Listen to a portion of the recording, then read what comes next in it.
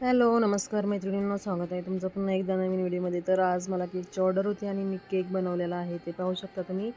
ओव्हनमध्ये OTGमध्ये केक लावला होता आणि आता तो केक तयार झालेला आहे. आणि त्यानंतर थोडंसं गार झाला की मी OTG ओपन करून त्याच्यातले केक टीन काढून घेतलेले आहेत. आणि आता केक आपण बघू कसा छान असा झालेला आहे.